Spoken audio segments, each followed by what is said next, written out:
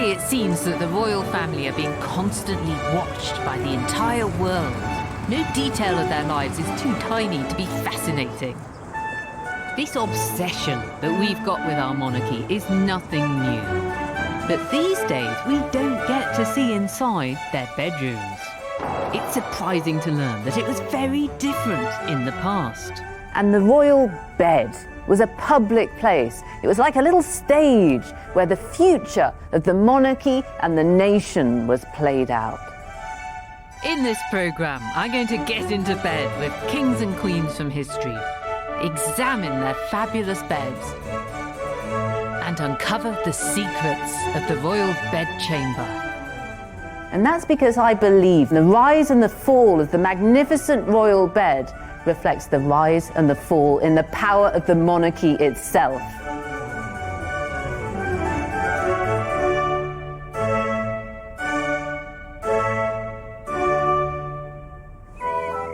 We get our first glimpse of the importance and grandeur of the royal bed in medieval times. Geoffrey Chaucer of the Canterbury Tales has a lot to say on the subject of the beds of the medieval rich and famous. In another poem called The Book of the Duchess, he describes 14th century luxury, a feather bed rayed with gold and right well clad in fine black satin from over the seas. Now, surprisingly, Chaucer actually knew what he was talking about here. He had a very technical knowledge of beds. That's because, as well as being a poet, he had a whole string of different jobs in the royal household. And one of these was yeoman valet to the king's chamber. And in this job, his duties including helping to make the king's own bed.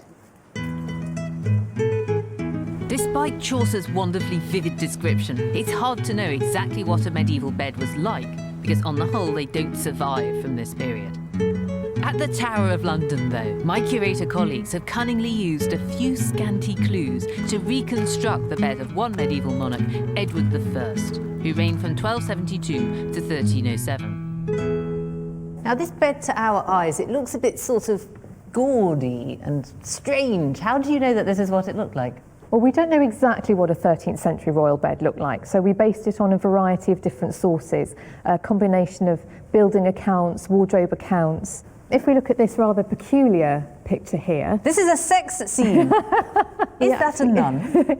Well, it's the mother of Merlin. Merlin is in the process of being conceived. Who's that then? Well, that's a demon. I love the way he's gritting his teeth and saying, I must do my duty here. She looks quite happy, doesn't she? But anyway, moving on and casting our eyes onto the bed furniture, Lucy, is the structure of the bed, the boring detail of the structure of the bed. This is what our bed is based on. So we've got the posts in the corner and we've got this convenient opening here to allow the king to get easily onto the bed because it's quite high. It's like a little playpen for him with a pencil. Exactly. It would have been very comfortable, I think. Yeah. How did you choose this lovely rich red colour? This is based on the wardrobe accounts of Margaret of France and on Edward's children. What about that white fur? Is that an accurate detail? The royal family had coverlets and quilts with fur on the underside to keep them nice and warm, and often this were miniver or squirrel fur. And the most expensive form of fur you could have really was vair, which was made from the bellies of northern red squirrels. The white bellies of the squirrels, Yes. That's so sumptuous. Yes. Now, you mentioned the accounts of the Queen and the accounts of the King. Were they not sleeping in the same bed? No, they tended to come together for conjugal relations, but most of the time they had their own household and they had their own bedchambers.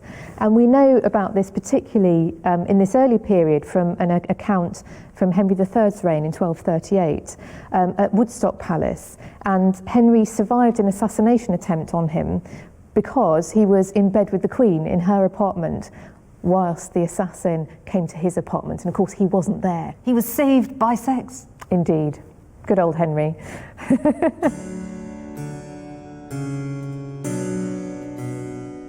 You may have wondered why when you see pictures of medieval people in bed, they often look like they're sleeping sitting up. This could be something to do with art, showing the sitter's face more clearly. Or iconography. I don't believe that kings actually wore their crowns in bed. But there's another explanation for it. Early beds until the 17th century were often strung with ropes, so the mattress was sitting on a construction a bit like a hammock. You can't lie flat in that. You're forced to adopt the position of a banana. And this bed is demountable. It comes apart. And the accounts for medieval beds often include big leather bags to pack them into. And the king would take it with him when he travelled to a new castle. Sleeping in this was a bit like camping. The king's portable beds reflected the mobile lifestyle of medieval monarchs. Kings were constantly on the move. Their beds travelled with them from castle to castle, and setting up the royal bedchambers each time was a huge operation. The king even had a massive warehouse where his bedroom furnishings were stored, ready to be dispatched wherever he needed them. The names of churches in the City of London often give us clues to things that aren't there anymore. And St Andrew by the Wardrobe used to stand next door to the King's Wardrobe. Here it is on the map. And the wardrobe wasn't a big piece of furniture. It was this vast complex of buildings here. It's called the Wardrop. It was a big storage facility. The people who worked here were called the Warders of the Robes. And it was their job to look after the king's gowns and his clothes, but also his soft furnishings, including his bedding.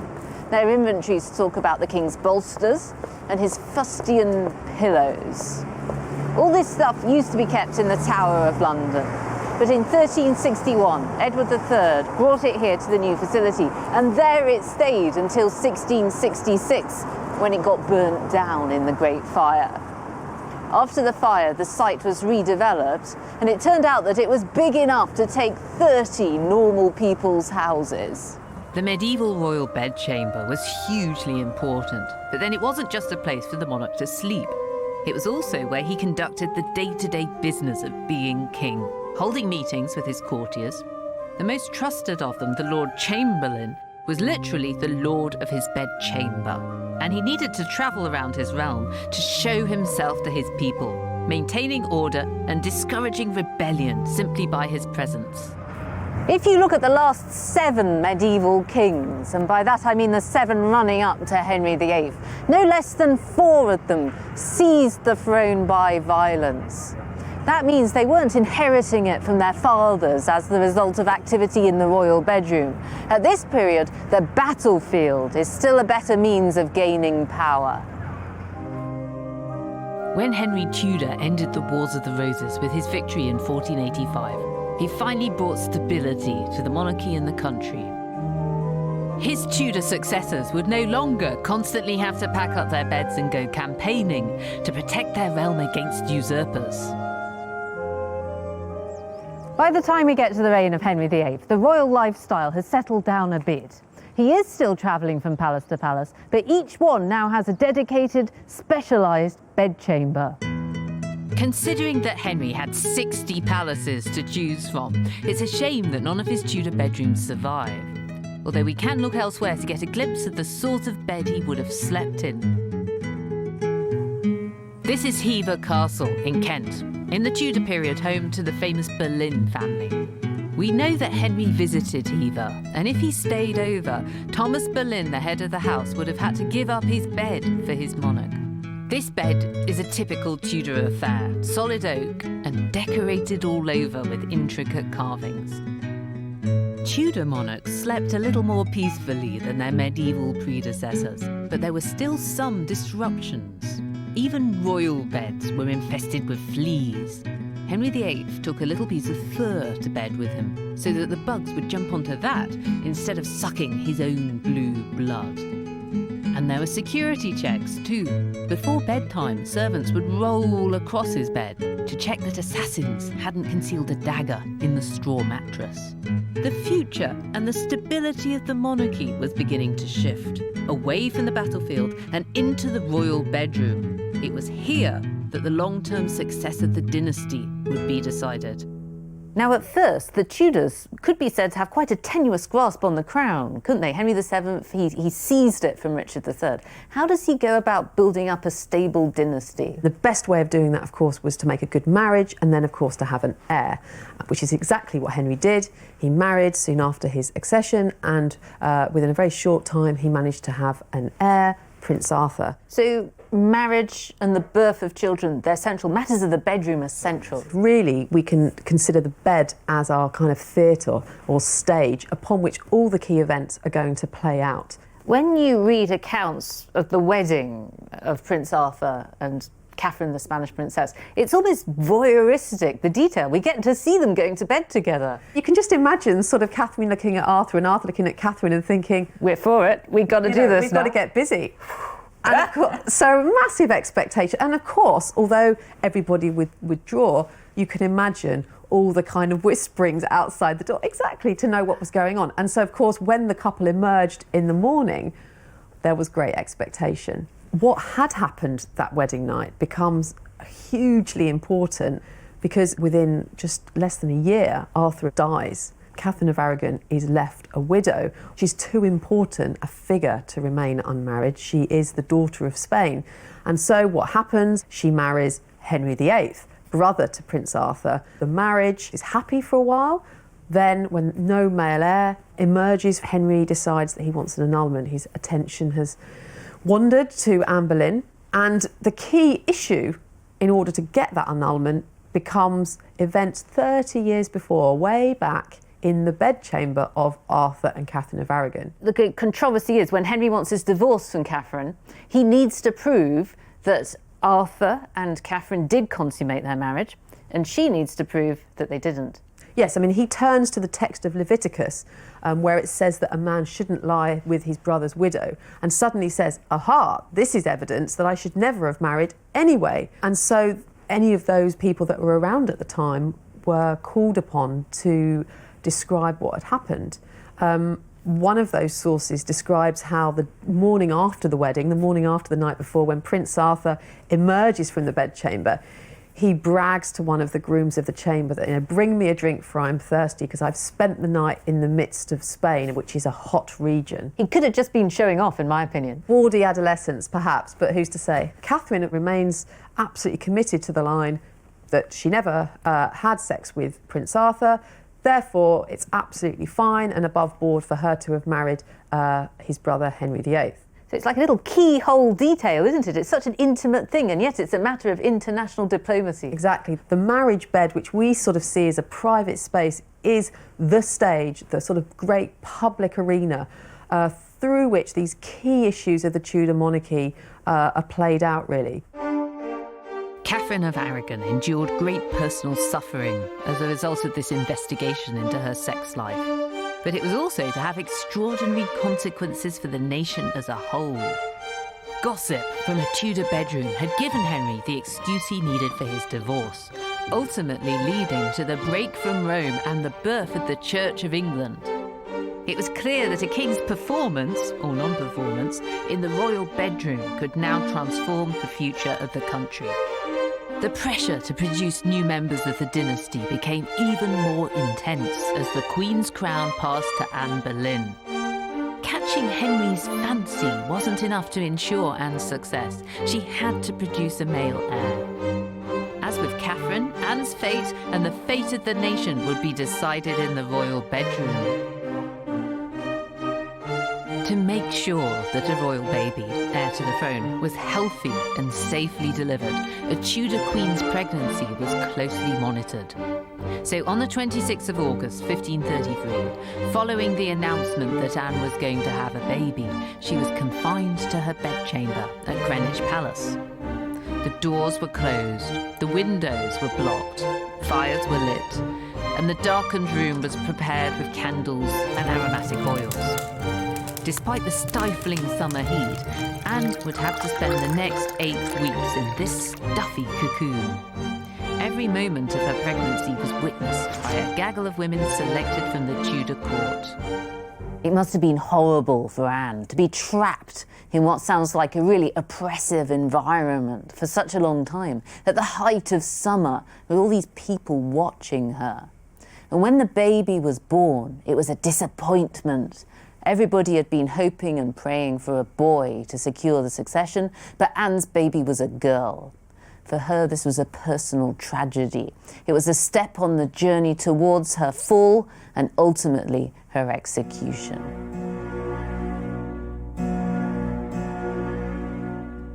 The trauma of this event and the importance that was attached to it showed how the future of the succession would now unfold in the royal bedchamber. And the Tudor dynasty's anxiety about its future would all be centred in the royal bed. As the number of Henry's wives mounted up, people's scrutiny of what was going on between the royal sheets got more and more intense and intimate and quite extraordinary in its detail. When Henry VIII wants to get rid of his fourth wife, Anne of Cleves, his line is that Anne was just too unattractive. He couldn't bring himself to consummate the marriage. But this was a risky strategy, because people may have said, well, it's Henry's fault. The king is now old, he's becoming impotent. So to counter this, Henry does something quite extraordinary. He has his doctor, Dr. Buzz, make an announcement in the House of Lords that the king has still got it in the bedroom department. Dr. Butts tells the Lords that the king's had duas pollutiones nocturnus insomno. That means 2 nocturnal pollutions, 2 emissions. This is intended to show that the king is still very capable of fathering a child. In the Tudor period then, inadequacies in the royal bedroom had been instrumental in the divorce and downfall of 4 of Henry's 6 queens. And when none of his children produced heirs of their own, it was the end of the Tudor dynasty. Under their successors, the Stuarts, the royal bedroom would get even more splendid, and the pressure to reproduce got even more intense. After a rather bad patch for the monarchy, the Civil War, Charles I's annus horribilis, and 10 years without any monarch at all, Charles II was unexpectedly restored to the throne. He knew he had to create a stable and a popular dynasty. When he arranged the marriage between his niece and the Dutch Prince William of Orange, he even turned up at their wedding night to egg them on. When the 15-year-old Mary was told that she had to marry this unknown 27-year-old hooked-nosed Dutchman, she cried for 2 days. And their wedding night was quite inauspicious. The young couple were put to bed by the whole court. And then Charles II, who was uncle to both of them, shouted out some helpful words of encouragement. "Now, nephew," he said, "to your work for St. George and England." As with the Tudors, royal wedding nights were witnessed. And when a royal baby was born, it was equally important that courtiers were present to swear that the heir was healthy and likely to live. And the Stuarts would discover that you could never be too careful about getting this done properly. In 1688, dangerous speculation about failings in the royal bedroom would bring about the downfall of the king himself, James II. This bed belonged to James II's second wife, Mary of Modena, the Italian princess. But when I say that, I have to qualify it a bit, because the bed's actually a bit of a mishmash. Mary would have slept in it in the late 17th century, but the wooden structure holding up the canopy actually dates from the early 18th. Those are Mary and James's initials on the headboard, but they've been brought from another bed, cut out and slightly randomly plonked here. So it's not the greatest work of art in the world. But the reason that people have looked after it and repaired it and cherished it for centuries is because of what went on here. This was the location of the famous warming pan incident. The warming pan incident began with the announcement from St. James's Palace that Mary of Modena had given birth to a son. Usually, this would have been a cause for national celebration, but James II was extremely unpopular.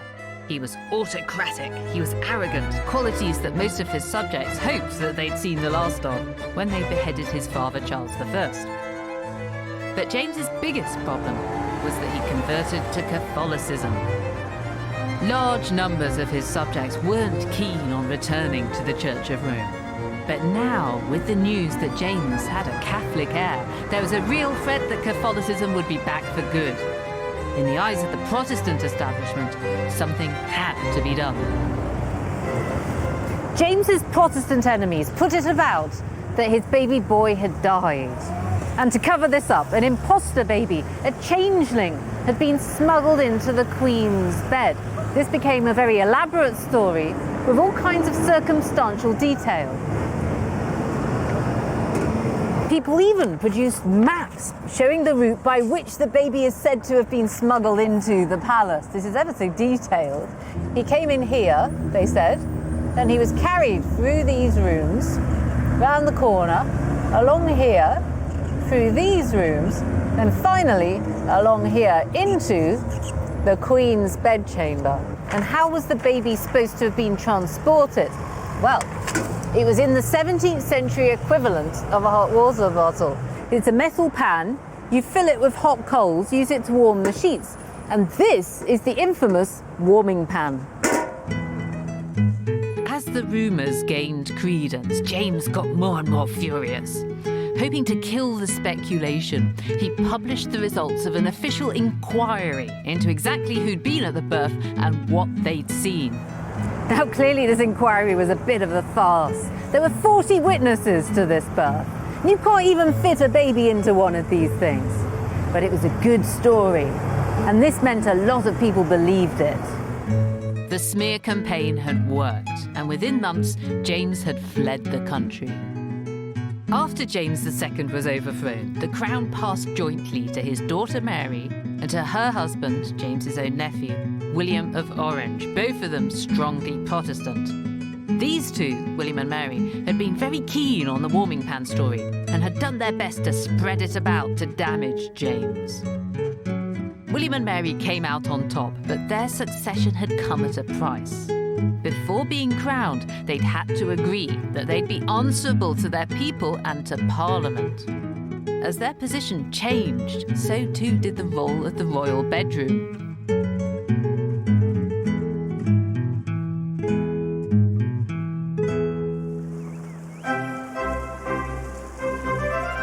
William and Mary made their main base at Hampton Court, totally remodelling the rambling Tudor palace and spending £131,000, about £9.5 million today, on the refurbishments and its new Baroque layout. And the new royal bedrooms give a fascinating insight into the changing relationship between the monarchy and its subjects. A dynasty's success was now just as dependent on winning over the political classes as it was on producing heirs. So there was less of a focus on the bedroom in terms of marriage and childbirth. Its importance now lay as a place where elaborate ceremonies were played out, where aspirational courtiers would try to gain access to the king to exert their influence. In the 17th century, this was almost literally a corridor of power. What you needed to make it as a courtier was face time with the king. These are his rooms, and they're laid out in a chain that gets increasingly exclusive as you go up it. There are the more public rooms at that end for receiving guests, then the more private rooms that are for eating and for little parties. Now, the more important and influential you were, the more likely you could get up this chain, and the more likely you were to get into the actual presence of the king. The climax to the whole experience is the king's bedchamber. You can tell this is the most important room because of the painted ceiling. The decoration is much fancier than elsewhere, and obviously there's an enormous red velvet bed in it with an explosion of ostrich feathers. It's quite surprising that the king's bedroom was a semi-public space, but those top courtiers, the ones who'd made it, they were allowed in here to watch the ceremony of the king being dressed in the morning, that was called the levee, or undressed at night, the coucher. The king didn't actually sleep in this bed. He nipped next door to a much more comfortable little one. And by the late 17th century, this is a purely ceremonial space. It's a bit weird to think, though, that sometimes it was packed with courtiers looking at the king in his underwear. These These rituals may sound extraordinary today, but they really mattered. Although power was beginning to shift to the people, the monarch was still ultimately in charge. To see or to be seen with the king was any ambitious courtier's goal. But it was the people holding backstage passes, the staff responsible for looking after the royal body and bedroom and orchestrating these rituals, who were really at the top of the tree. So what we have here is a list of all the servants who attended the king in his bedchamber. Quite a number of them then, really, ranging from high to low in serried ranks, is that right? Yes, absolutely. And the groom of the stool, or stole, as it's written here, he's the most important. What was his job? Well, the groom of the stole was originally the groom of the stool. So during the Tudor period, the officer that attended the king when he went into his stool closet. His toilet? When he used his closed stool, yes. And did he have the job of wiping the king's bottom then? Probably not, no. Oh, come on. Surely, lost in the mists of medieval time, it was pretty hands-on. It was hands-on, but he would have done things like holding the candle, helping the king with his clothes, and passing him the stool ducat, so the wiping linen. Well, if you're handing the king something to wipe his bottom on, that's still a pretty dirty job. It is, but it wasn't considered to be menial. It was actually a very important and honourable role. That was because you got the chance to be alone with the king, intimate with him, you could ask him a good favour. Yes, it's a key moment where you can ask the king for a promotion, or you can ask for one of your friends to be promoted, or perhaps try and influence some political policy. It's amazing to think that this is the top job at court, and yet it involves the toilet, but everybody wanted it. Absolutely, it really was the most important job at court. What about actual dressing?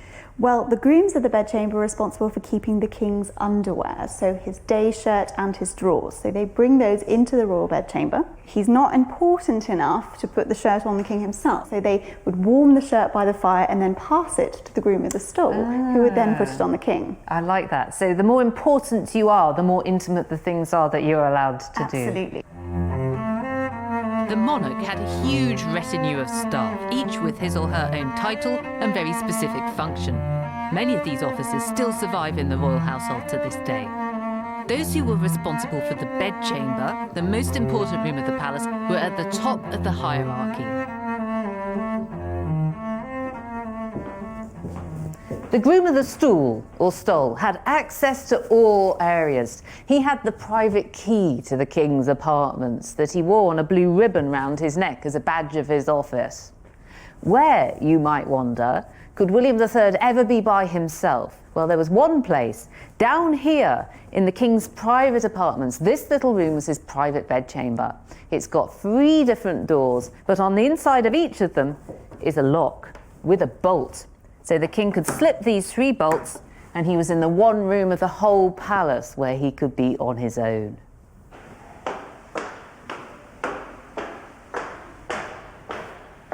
This is what you might call the service entrance to the king's bedchamber. It's a secret hidden set of stairs called the backstairs. Here you might meet the necessary woman coming down with the chamber pot when it was full, or other servants going up with food and drink and clean sheets. This was very heavily guarded to keep out any riffraff, but sometimes you might meet some very important people here. If the king wanted any visitors to come and see him in secret, with discretion, then they came up through the back stairs. Access to these backstairs was closely monitored by the page of the backstairs, or some people used his less formal job title, the Pimp Master General. In the 17th and 18th centuries, male monarchs were notorious for their mistresses. Charles II's infamous actress-turned-mistress-turned-duchess Nell Gwyn, and Barbara Villiers, the uncrowned queen who secured titles and wealth not just for herself, but her 5 illegitimate children with the king. And George II had his famed official mistress, Henrietta Howard. Today, if somebody has a mistress, it's almost by definition a secret thing, isn't it? And yet everybody knew who these women were. Absolutely. In the 18th century, it was a very public figure. If you were a royal mistress, it was an official position. And the likes of Henrietta Howard, long-term and indeed long-suffering mistress of George II, she's given a salary, she's given a pension when she retires. It's all very public and out in the open. It's as official a position as any other that you'd find at court. What sort of contemporary accounts are there about Henrietta's behaviour? Henrietta was very popular with certain sections of the court, and her apartments were forever filled with ambitious courtiers, all expecting her to be able to put in a good word on their behalf with the king. Whatever the perception was, how much power did Henrietta really have? I think the truth was Henrietta had very little power. We can't actually trace any action or gift that the king made that was thanks to Henrietta's influence. So I think really she had nothing. She had very, very little. But actually her enemy, Lord Harvey, probably put his finger on it, because he writes quite a lot about this in his memoirs. He says that she was forced to live in the constant subjection of a wife, with all the reproach of a mistress, to flatter and manage a man whom she must see and feel had as little inclination to her person as regard to her advice. That's terrible then. She has to put up with all the tough stuff of being a wife, being bossed around. But at the same time, she doesn't get the fun of being the queen, because she has no real tip-top official position. But actually, it didn't matter, in fact, whether Henrietta had power or not. The idea that she had it was enough to secure her position.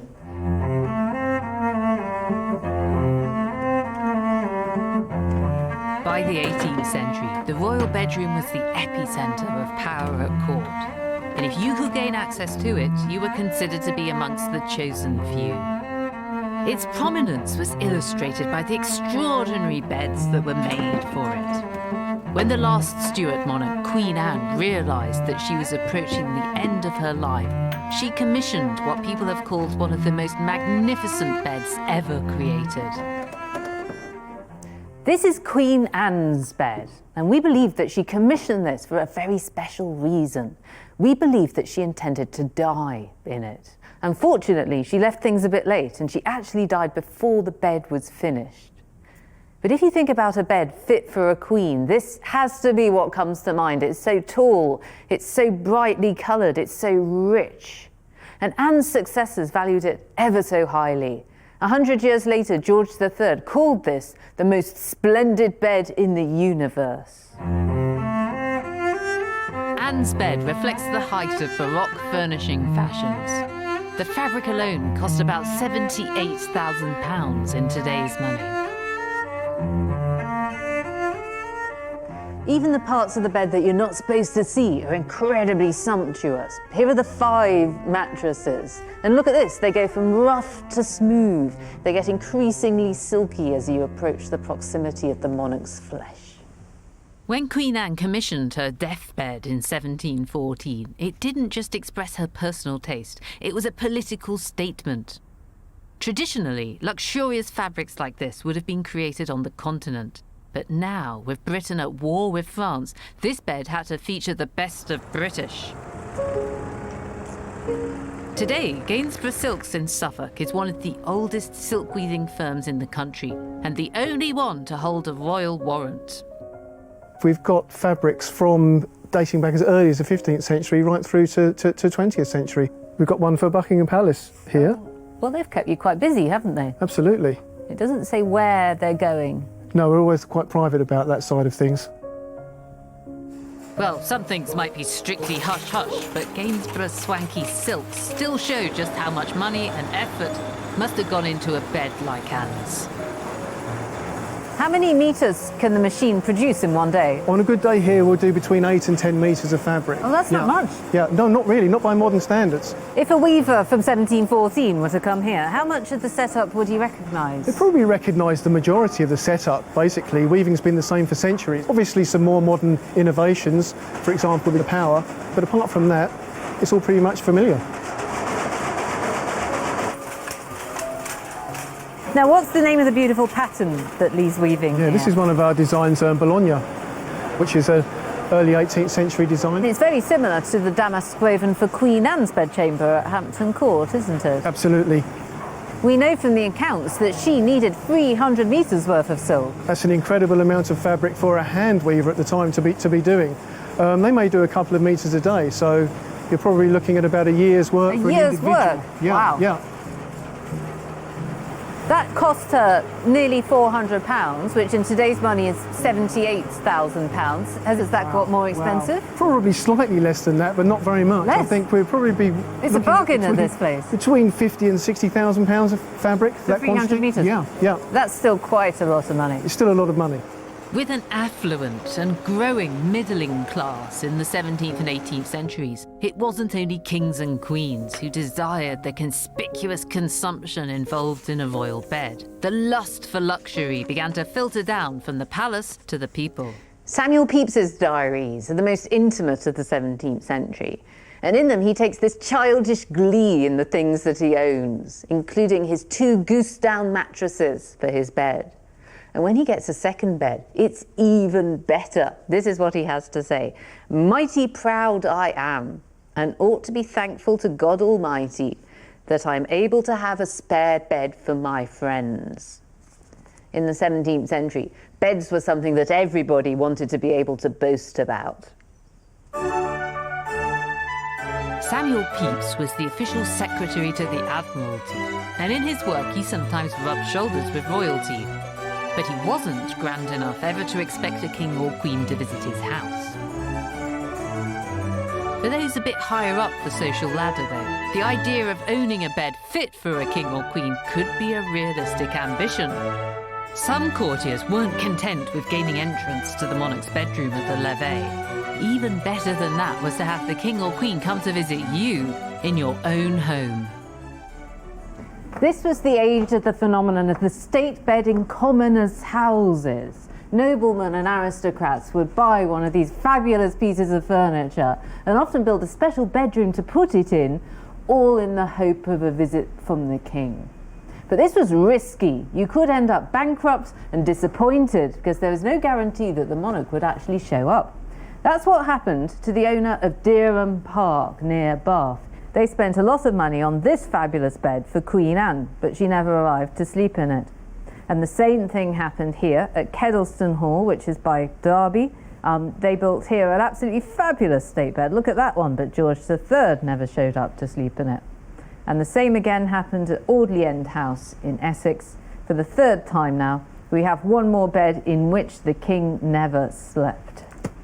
Most frustrating of all is what happened to the owner of Wilton House. He actually had a royal visit booked, but he didn't have a state bed. So he borrowed one from a friend. It was a huge palaver getting it into the house. But when George III actually arrived, he wouldn't sleep in it. He brought his own bed with him. Since the royal family thought that they owned the best beds in the universe, perhaps it's not surprising that they'd shun second best. But although many people were disappointed that their state beds went unslept in, for others the cachet of simply owning a state bed fit for a king or queen was enough. This is Osterley Park, the 18th century home of the Child family. The Childs weren't old-school aristocracy who worked their way up through the royal court, but they got their money through banking. They were part of a growing new elite who were reaping the benefits of Britain's Industrial Revolution and its expanding empire. And although they had little chance of getting a royal visit, the bed they created is probably the most spectacular we've seen. In my opinion, this is one of the most flamboyant and playful beds ever designed. It makes me think of actors and actresses and the theatre. It's the work of Robert Adam, who created the very distinctive look of the late Georgian age. And it's a whopper. The dome is so heavy that it's not only a 4-poster bed, it's an 8-poster to take the weight. At the same time as he was working on this commission, Adam was also designing a new box at the Italian Theatre in the Haymarket for George III. And some people think that the two commissions got intertwined. And I do think that those velvet swags look like just the sort of thing that you'd find round a box at the theatre. When the bill arrived for his bed, Robert ripped it up so that his wife couldn't see how much money he'd spent on it.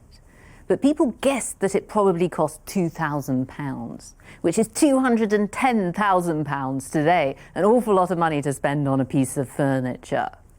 But to Robert Child, this was money well spent. The king might not actually come to sleep in it, but Robert was the first generation of his family to have been born a gentleman. He wanted to have all the trappings of high society, and he was very proud of his bed. He and his wife would bring guests through here on a candlelight tour to admire it. And it was even accessible to members of the public. They too could see it if they paid the housekeeper. The connoisseur Horace Walpole found that it was a bit too theatrical, a little bit nouveau riche. He said it looked like a lady's hat decorated with flowers around the top. And he asked, what would the serious Roman architect Vitruvius make of this form of classicism? The dome looks like it's been decorated by a milliner.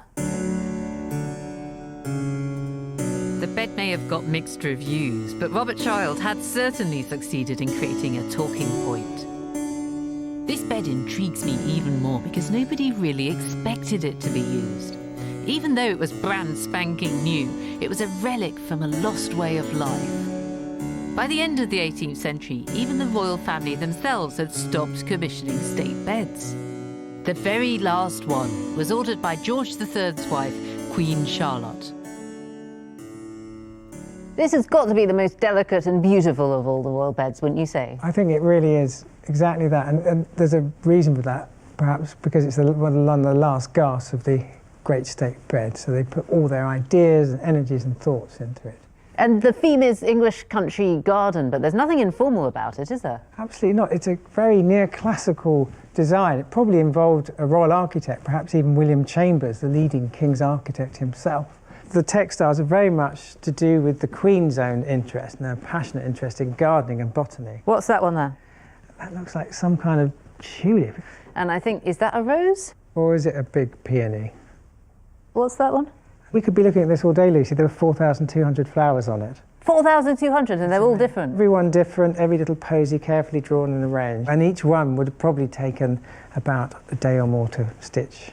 But it's a bit funny and ironic because Queen Charlotte never actually slept in it, did she? No, by this time the state bed is a largely pointless object, and they are made to occupy the space where there must be a bed in a great state apartment, but there is no longer the levee in the morning when people attend the monarch and watch them getting dressed. They don't sleep in these beds at all. The levee has sort of become an afternoon tea party. The levee itself is an all-male affair now, and it's carried on in the late morning or the early afternoon by the king, largely at one palace in particular, St James's Palace, and it's a social gathering where business is conducted between gentlemen and the aristocracy and the king. So nobody gets to take their clothes off anymore? Nobody takes their clothes off, there's no bed presence, it's just a word, and it carries on right through to the 20th century. Why do you think then that this great phenomenon of the state bed falls into decline? By this time, the king and queen, they're no longer actually ruling from their own palaces and ruling particularly from the bedchamber.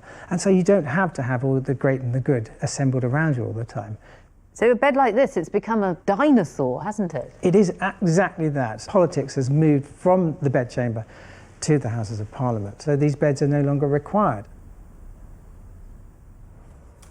Families like the Childs of Osborne no longer needed royal patronage to maintain their wealth and status. If anything, they were often richer than the king was. They weren't queuing up for jobs anymore in the royal household or competing for access to the royal bedchamber. And some people began to ask what was the point of this whole paraphernalia of palaces and state beds. In 1831, the political reformer John Wade put together what he calls an extraordinary list of the incomes, privileges and power of the aristocracy. And he doesn't mean that in a good way. He asks all sorts of difficult questions like, what is a levee? He says it's just a procession of fools. They bow, and the king bows, and sometimes the king even smiles. And what's the point of the ancient offices of the royal household, the groom of the stool, or the lords of the bedchamber? Well, at best, they give a nice little income to some ruined aristocrat or some low parasite. By the 19th century, the monarch had become little more than a national figurehead. The court was no longer a certain route to financial success. Political power now lay squarely with Parliament and the Prime Minister. But there would be one final remarkable episode before the royal bedroom lost its power and significance for good. In 1839, just 2 years into Queen Victoria's reign. The Parliamentary Archives tell the story of the greatest upset in the royal bedchamber since the warming pan incident 250 years before. In 1839, Victoria was still a young and inexperienced and unmarried queen. She relied a lot on her Prime Minister, Lord Melbourne, the Whig. but he fell from power. Victoria was very upset. What was supposed to happen is that Melbourne's rival Robert Peel, the Tory, should have formed a government. But he refused unless a certain condition was met. He said, I won't do it unless Victoria sacks her ladies of the bedchamber.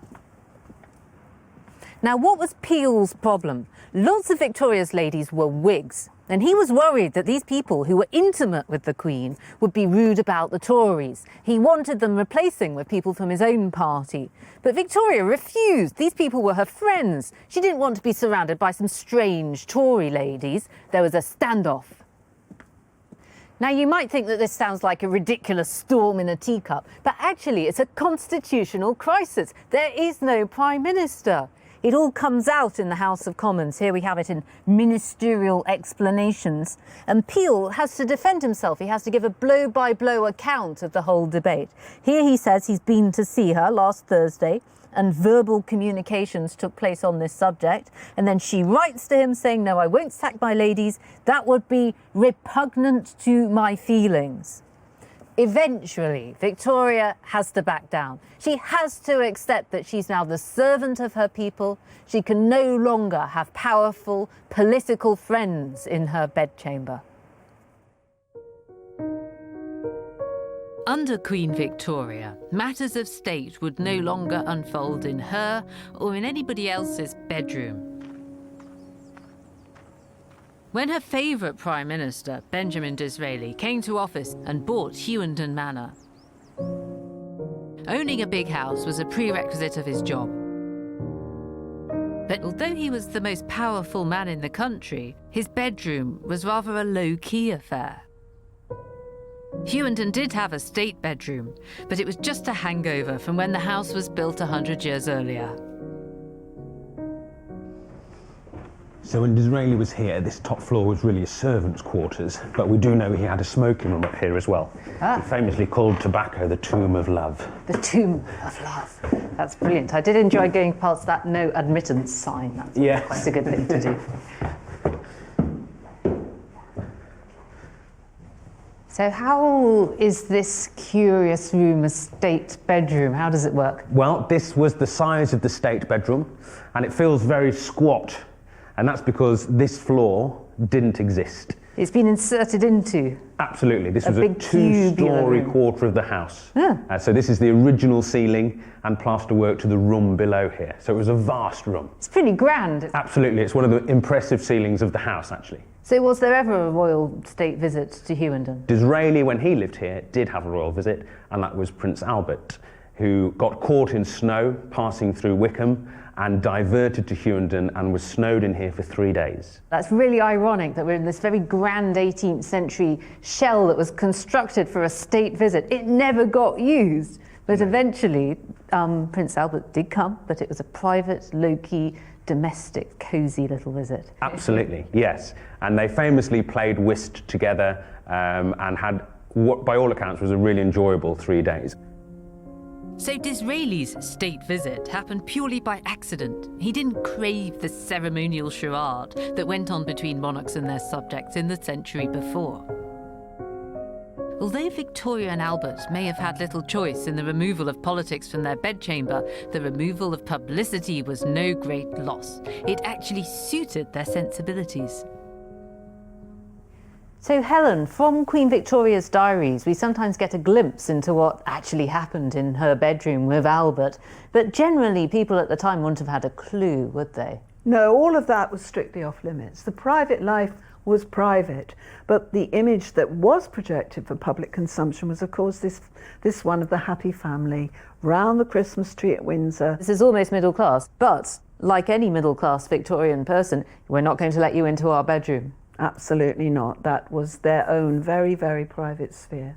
But there's enough to show that Victoria was a very lusty woman, enjoyed the physicality of her relationship with Albert. The sex life was certainly driven by Victoria's very strong sexual appetites. When Victoria became pregnant, was this announced to the public? Oh, absolutely not. Nothing was said virtually until she'd had the baby. There's this polite announcement, as you get in most of the press, about the accouchement of the Queen became unwell. So it says here, the Queen was brought to bed on Tuesday after an indisposition of a few hours' duration. They usually say that. Just she an became indisposition. Yes. It was all over in a trice, really. Yeah. The Queen herself found pregnancy actually unpleasant, ugly, uncomfortable, very animalistic. She didn't like the process of being pregnant. For example, in this letter, she talks about how she hated seeing ladies going out in public when they were heavily pregnant. And she used the word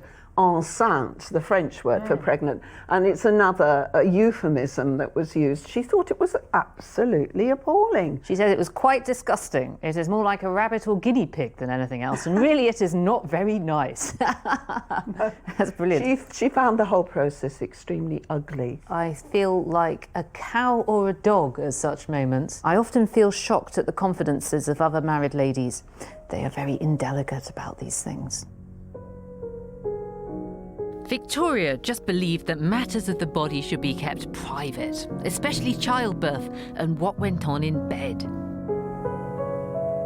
You can see this preference by comparing her favourite palace, Osborne House on the Isle of Wight, to other royal residences. Osborne is private. It's a holiday retreat on an island.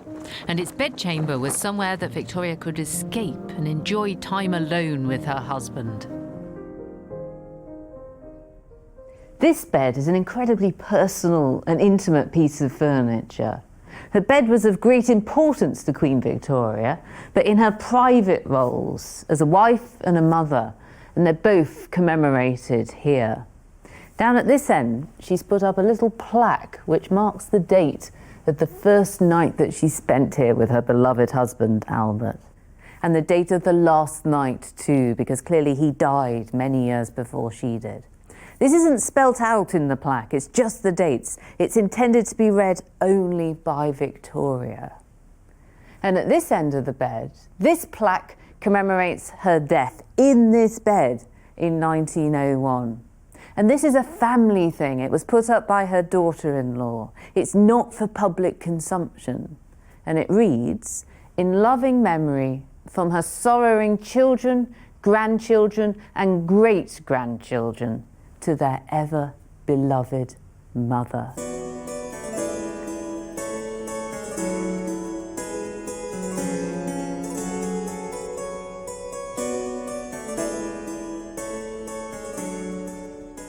In Queen Victoria's bedroom, you do feel like an intruder, like you're not really allowed to be there. And for many years, the public weren't. When Osborne House was opened up shortly after Victoria's death, the bedroom suite was kept private until 1955, and visitors were kept out by these iron gates. When the royal bedroom door swung closed in Victoria's reign, it stayed closed. Today, the royal family don't release details of what may or may not go on in the royal bedroom. Any knowledge that does get out is stolen. As the power of the monarchy has waned over the centuries, the royal bedchamber has also faded out of public sight. When medieval kings moved around their realm, their mobile bedchamber was the key to their administration. Under the Tudors and the Stuarts, it was essential to the success of a royal dynasty. And throughout the 18th century, it became more of a ceremonial space, where aspiring courtiers could still gain influence and status. But ever since Queen Victoria, the bedroom has become a totally private domain. The royal bedchamber may have lost its political significance, but we're still just as fascinated as we ever were about what goes on inside it. And that's because the story of the royal family, marriage, childbirth, renewal, is still central to the story of Great Britain.